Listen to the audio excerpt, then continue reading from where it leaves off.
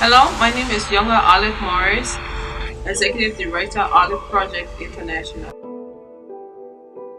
OPI is a non-profit, non-religious, non-governmental organization created for the underserved, the underprivileged in our society.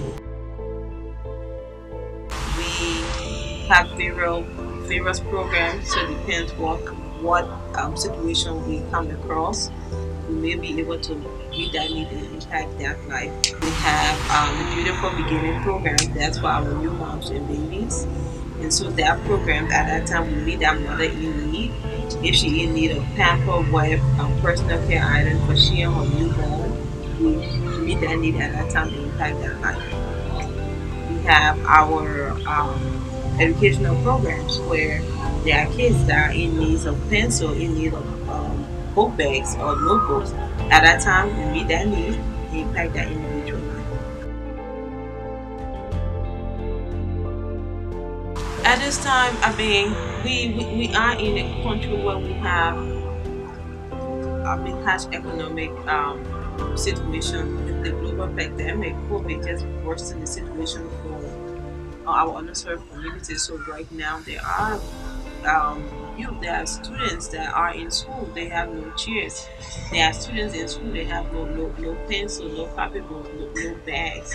And so at this time, they are benefiting from what we are providing for them.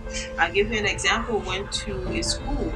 We were appreciating the high performers, the honorary students in football class at that particular institution. And while they were found a toddler, a 6-year-old that had been punishment for a few days, come to school every day but made him knee down because he didn't have pencil or copybook, which is not his fault, but he was being penalized for not having that. At that time, we met him at the point of need, were able to provide him his book bag and his notebook, and impacted his life because we met his need, and he no longer have to go to school and be punished while his colleagues are in class. We also reached out to his family just to to investigate further to find out what was going on. At that time, we realized that dad is really sick, and probably that's why dad couldn't provide the notebook or book bag of books that his son needed. So we were able to meet that need and impact that family life. So those are the little things we do, and how impactful it is to individuals and households. We are soliciting funding for what we do, and as we've done this 5 years out of pocket. This is the 6th year, and in the sixth last year was the first year that we got registered, but we have been doing this out of pocket for the past 5 years. At this point, what we are doing is reaching out to friends, family, and supporters to, they may not be within the organization, but they encourage them in any way they can, especially financially. And I'll give you an example. Last year, we had a pilot program that we introduced called Cheers for Liberia. And with this program, it's meant to provide chairs for the needed schools across the country. We reached out to friends and family. We got the chair cost down to $10, and we then encourage people to buy one, two, three chairs, whatever you can afford. By doing this locally, we also empower the local businesses. We create jobs for the carpenter shops in that area, and also impact the life of those business owners. Last February 2020, we were able to donate our first 50 chairs to Assembly of God School. And that just by the 10, 20, $30 that people were contributing towards buying a chair, two, three chairs. A year later, I went to the school last week, and I was astonished while walking. I still saw some of the chairs there because we had stamped the back of the chairs, from whom it was donated. And as I look back on it, I felt good just walking and seeing OPI name stamp on the back of the chair. So right now, I encourage family individuals, when you donate your chair, if you want your family name or your initials put on those chairs, definitely we can do that. So that's in that child's life. If you want two chairs, you can buy. That's great. We went out to my giving yesterday. We went out to a school that was recently built, One of the class had three students, the other class, a lot of the classes were combined, and a lot of the students had to walk from the nearby villages with their chairs. And because of that, the enrollment is low at that school. My goal this year is to, furnish that school with chairs, but I cannot do it alone. At this time, I don't have grant of funding waiting. I will be counting on you. I'm begging all my friends, family, and supporters. If you have visited us online, if you see our pictures or the articles and you like what you saw, please support us. Buy a chair. It's just $10 a chair. I mean, you can buy one, you can buy two, you can buy 10. The more the better. The more we get, the more we can sow that seed in that child's life. Liberia now, we are in crisis mode. And the only way this can get better is empowering our youth. And how do we empower them? We encourage them, to go to school.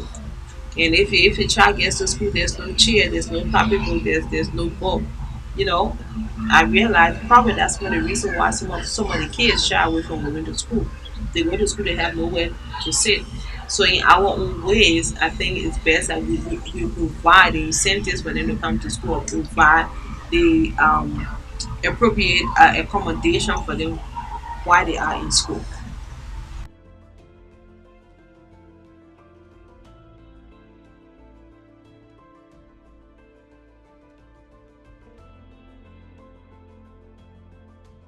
We have volunteer opportunities. We ask and encourage people to sign on. We are looking for people of like minds, people that have passion about what we do. So we are very selective as to who come on board. We at this time we are not providing any kind of monetary reward or any kind of payment. So we are very, very looking for people who are passionate and love to give back to humanity.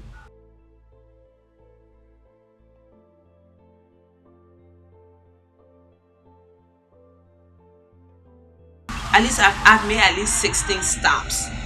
Out of the 16 stops, 13 were to schools and three were to health facilities.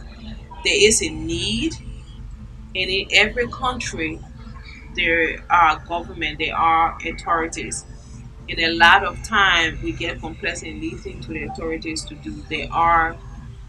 There are countries where the government do their part as private citizen and as private citizen. I encourage each and everyone to be part of the collective effort. Whatever you can do to help, please join us. Let's do this. As I went out, I saw greater and greater need, and right now I just feel like I'm just going deeper and deeper into the forest. So right now we're just going to sit and regroup and see how we can structure our events for 2021. Definitely we need to repeat this in a better and bigger way. This was our pilot back to school, and I'm going back to the states relieved but no trouble. Relief in the sense that I saw the smiles that the gesture put on the faces of kids. I've gotten text messages, thank you. I've gotten testimonials from the beneficiaries, how they felt when they were called out. And one thing I realized, a lot of time when the principal called the kids out, they were frightened because they thought they were in trouble, but then they came out and then they got rewarded with a backpack for performing. And that child, I mean, made a 360-degree turn. So I know they are power, they are all pumped, and their peers saw them being rewarded for their hard work. I'm looking forward to visiting those schools in the next few months and seeing how impactful our visit made in the academic performance during this next school year.